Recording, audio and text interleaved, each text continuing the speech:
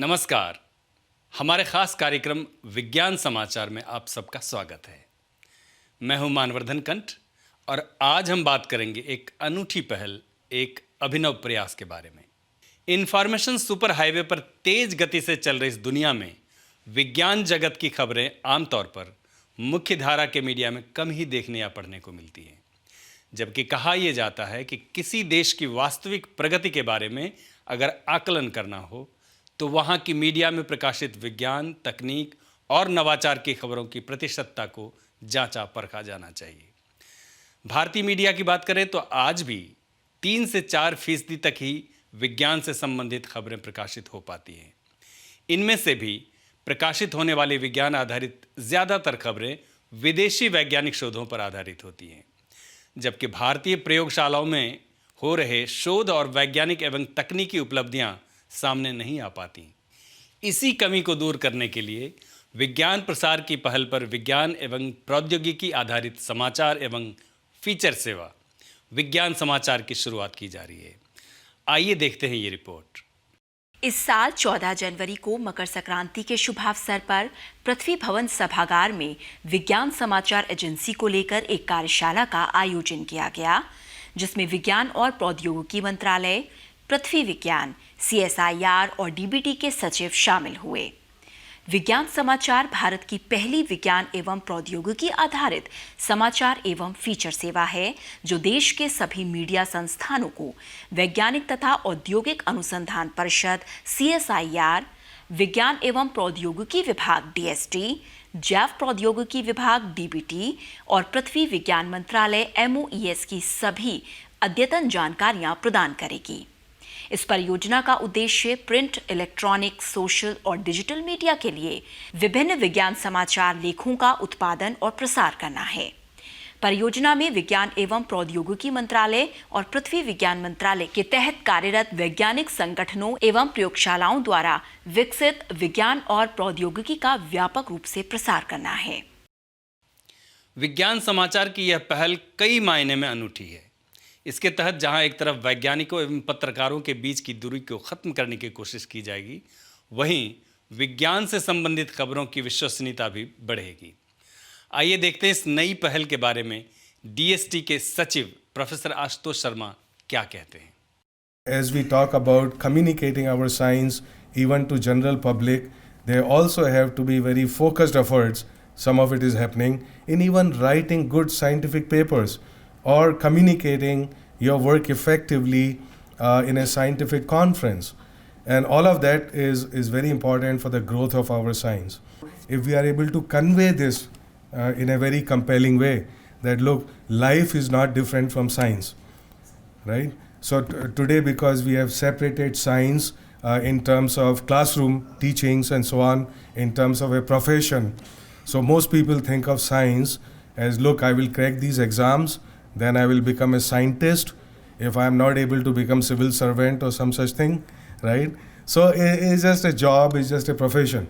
If we are able to connect science with life, or the larger dimensions of life, then I think this is something that we leave younger people with. This is something that would be very useful to bring all the science which is happening in our labs, science which is happening in our institutions, science that scientists are doing, to bring it out from there and to convey to different stakeholders of science in society. In fact, there's also a draft policy on scientific social responsibility, and this is indeed a very good part of it, which is science communication. So me as a scientist, me as a scientific institution, how can I have a direct interface with society? So when I say how do I create direct interfaces with society of science, then this is what defines scientific social responsibility. I have often seen the Twitter post and Facebook, social media, and also in our news media, the reports that originate from our scientific institutions. Indeed, they are lacking. They are lacking because, maybe rightfully so, people have just thought, the scientists have always thought that my job is to do science. It is not really my job to explain to people why it is important. I mean, at most, I explain to my peers who work in my area. I try to sell my work to them. The reason is very simple. Again, you see, just go back to this Maha Mantra. Any skill which is not rewarded will disappear. आपके मन में ये सवाल ज़रूर उठ रहा होगा कि आखिर कैसे काम करेगा विज्ञान समाचार। तो आइए देखते हैं।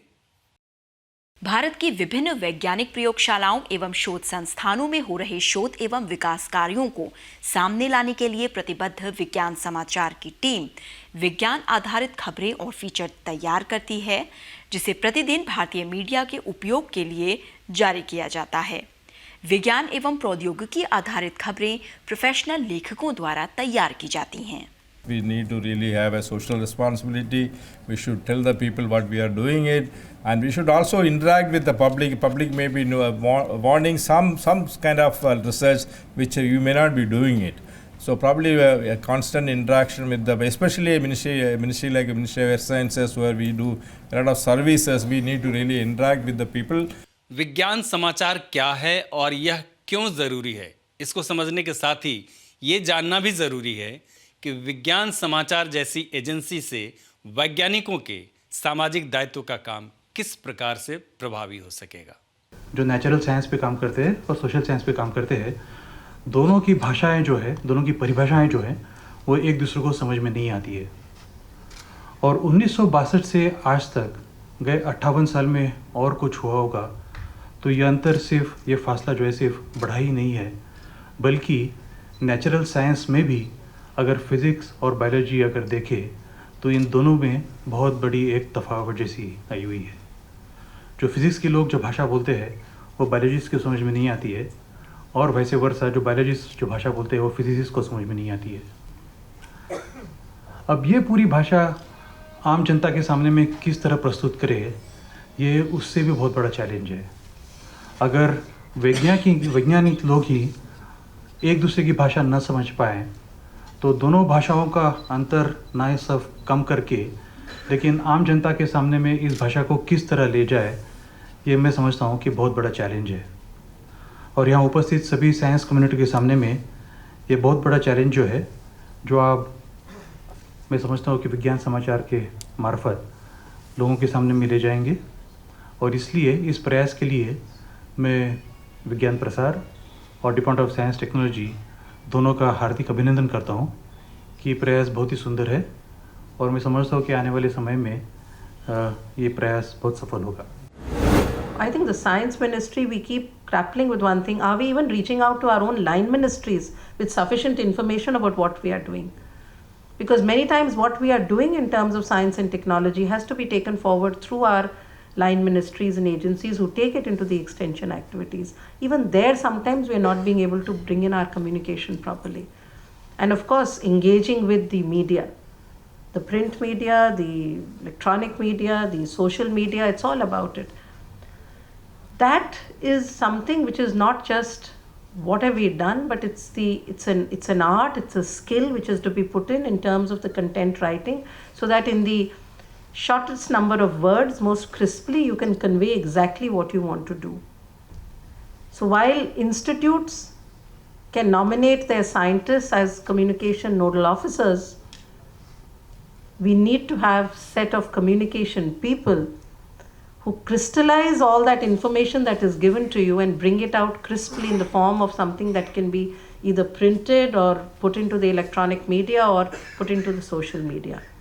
I think it's a wonderful initiative that the Science and Technology Ministry, the Earth Sciences Ministry collectively is now looking at this sort of an initiative, because we have our scientists who can give you the content for it, but we need to have groups of people who are wonderful in the content writing, in the scientific journalism as we call it, in that writing.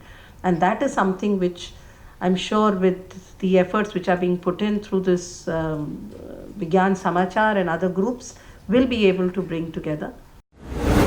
अपने देश में एक बहुत बड़ी चुनौती हम सबके लिए है, वो ये है कि अपने देश के लोगों के अंदर अपने देश में जो विज्ञान विकसित हो रहा है उसके बारे में विश्वास जगाना एक बहुत बड़ी चुनौती है। उसमें बहुत ही कम इस प्रकार का कार्य हम सब मिलकर अब तक कर पा रहे हैं, कर पाया है हम सभी ने मिलकर।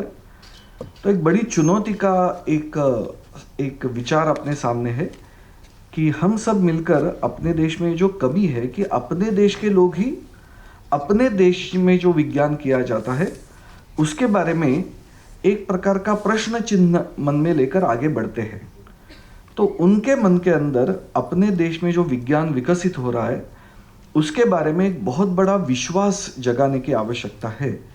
और मुझे पूर्ण विश्वास है कि विज्ञान समाचार और विज्ञान उत्सव ऐसे प्रयासों के द्वारा हम सब मिलकर अपने देश के लोगों के अंदर अपने देश के विज्ञान के बारे में विश्वास जगाने में सफल हो पाएंगे। फिलहाल विज्ञान समाचार एवं फीचर सेवा हिंदी और अंग्रेजी में ही उपलब्ध है, मगर जल्द ही अन्य भारतीय भाषाओं में भी इस सेवा का विस्तार होने वाला है। वैज्ञानिक सोच को समर्पित इस अनूठे प्रयास पर आधारित इस कार्यक्रम में आज बस इतना ही। अगले अंक में फिर हाजिर होंगे एक और रोचक और दिलचस्प समाचार के साथ। तब तक के लिए दीजिए हमें इजाज़त। नमस्कार।